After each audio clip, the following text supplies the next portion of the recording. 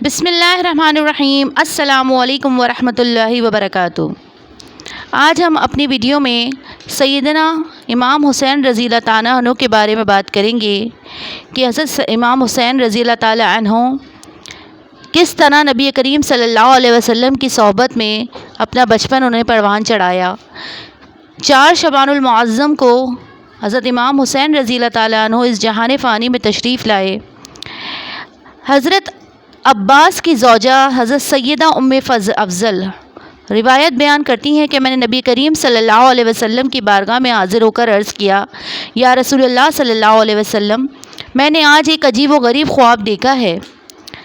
میں نے عرض کیا، یا رسول اللہ، میں نے دیکھا ہے کہ آپ صلی اللہ علیہ وسلم کے جسم مبارک کا ایک ٹکڑا کاٹ کر میری گود میں رکھ دیا گیا ہے۔ حضور اکرم صلی اللہ علیہ وسلم نے فرمایا، تم گھبراؤ نہیں، یہ بہت نیک خواب ہے، اور اس کی تعبیر یہ ہے کہ میرے جگر گوشہ فاطمہ رضی اللہ تعالیٰ عنہا کا ایک بیٹا پیدا ہوگا جسے تم اپنے گود لوگی۔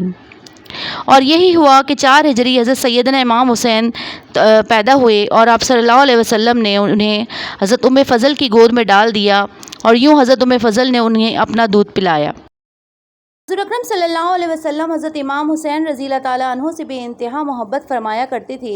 ایک دن نبی کریم صلی اللہ علیہ وسلم حضرت امام حسین کو اپنے دائیں بازو پر اور اپنے بیٹے حضرت ابراہیم علیہ السلام کو اپنے بائیں بازو پر بٹھائے ہوئے تھے کہ حضرت جبریل تشریف لائے اور عرض کیا، اللہ تعالیٰ نے ان دونوں کو آپ کے یہاں اکٹھے نہ رہنے دے گا، ان میں سے ایک کو واپس بلا لے گا، آپ ان میں سے آپ جسے چاہیں پسند فرما لیں۔ حضور اکرم صلی اللہ علیہ وسلم نے فرمایا، اگر حسین کو کچھ ہو گیا تو ان کے غم میں حضرت فاطمہ رضی اللہ تعالیٰ عنہ، حضرت علی رضی اللہ تعالیٰ عنہ کو بہت تکلیف ہوگی، اور اگر ابراہیم وفات پا گئے تو صرف مجھے ہی دکھ ہوگا، اس لیے مجھے اپنا ہی غم پسند ہے۔ اس واقعے کے 3 دن بعد حضرت ابراہیم رضی اللہ تعالیٰ عنہ نے انتقال فرمایا۔ بعد ازاں جب بھی حضرت امام حسین حضور اکرم صلی اللہ علیہ وسلم کی خدمت میں آتے تو نبی کریم صلی اللہ علیہ وسلم ان کی پیشانی پر بوسہ دیتے اور خوش آمدید کہتے ہوئے فرماتے، مرحبا اے حسین، میں نے تم پر اپنے بیٹے کو قربان کر دیا۔ سبحان اللہ۔ ایک صحابی بیان فرماتے ہیں کہ ایک دفعہ نبی کریم صلی اللہ علیہ وسلم مغربی عشاء کی نماز کے لیے تشریف لائے۔ آپ نے اپنی گود میں حضرت حسن رضی اللہ تعالیٰ عنہ اور حضرت حسین رضی اللہ تعالیٰ عنہ کو اٹھا رکھا تھا۔ نماز پڑھانے لگے تو آپ نے انہیں نہیں اتارا، اپنے قریب ہی بٹھا دیا اور نماز شروع کر دی۔ جب آپ سجدے میں گئے تو بہت دیر تک سجدے میں جھکے رہے۔ خاصی دیر کے بعد آپ نے سر اٹھایا تو کیا دیکھتا ہوں کہ بچہ رسول اللہ صلی اللہ علیہ وسلم کی پیٹھ پر سوار ہے اور آپ سجدے ہی میں پڑے ہوئے ہیں۔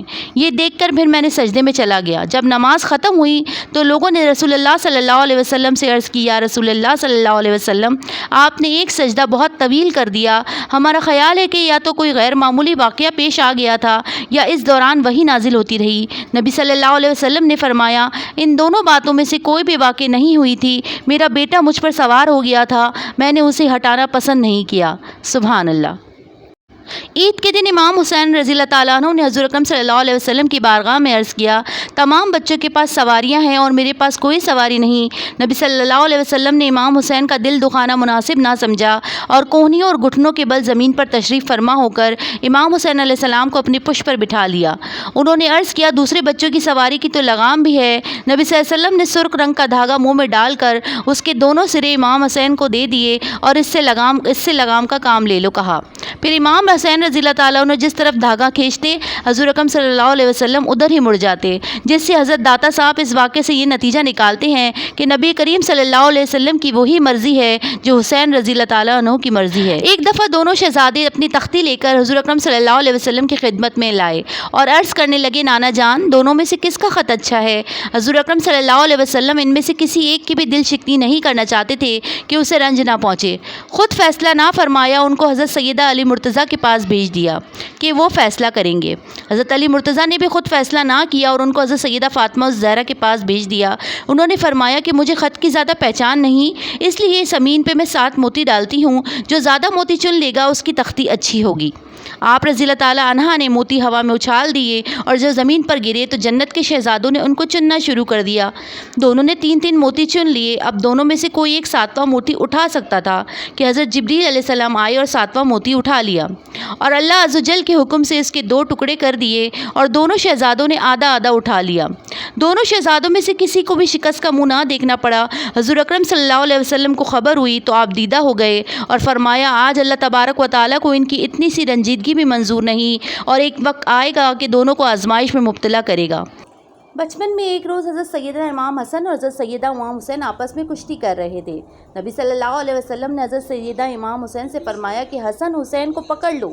جگر گوشہ رسول کو حضرت سیدہ فاطمہ نے کہا کہ بابا جان، آپ بڑے بھائی کو کہتے ہیں کہ وہ چھوٹے بھائی کو پکڑ لے۔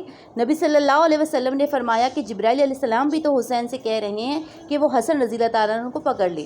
سبحان اللہ۔ تو آج ہم نے تھوڑے سے واقعات حضور اکرم صلی اللہ علیہ وسلم اور حضرت امام حسین اور حضرت امام حسن رضی اللہ تعالیٰ عنہ کے بچپن کے بتائے۔